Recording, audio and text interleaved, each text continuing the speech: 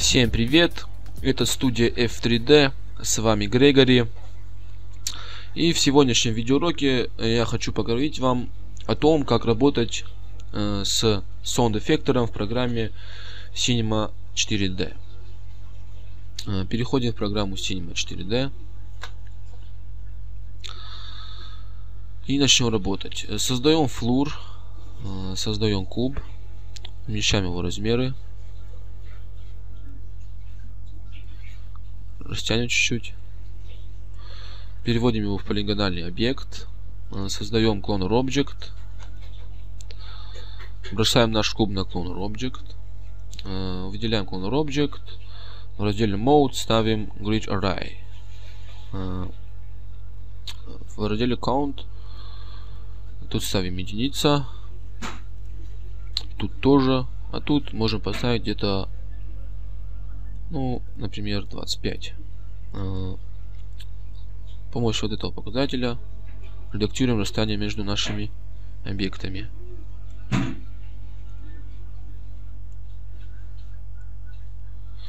Можем уменьшить количество.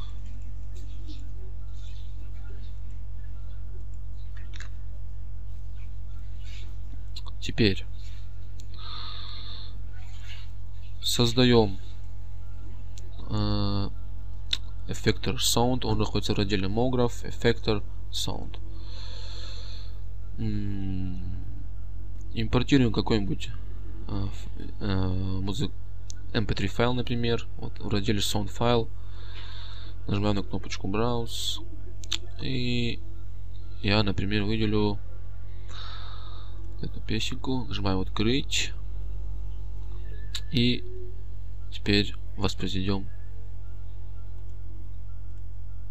наш проект.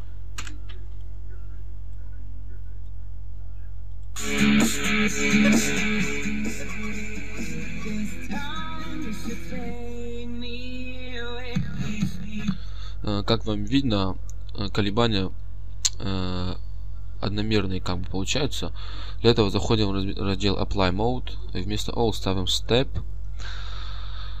И чтобы колебания не были как бы маленькими, чтобы увеличить колебания, можно увеличить в разделе Strange, поставить не 100%, а, например, где-то 170, например, и снова воспроизведем.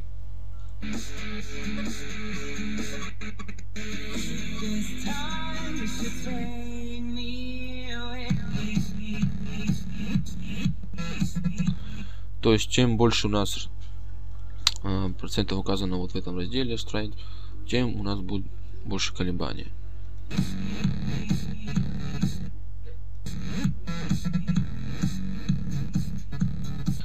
Вот и все, что я хотел вам сегодня рассказать. До встречи всем. Жду вас в следующих видеоуроках.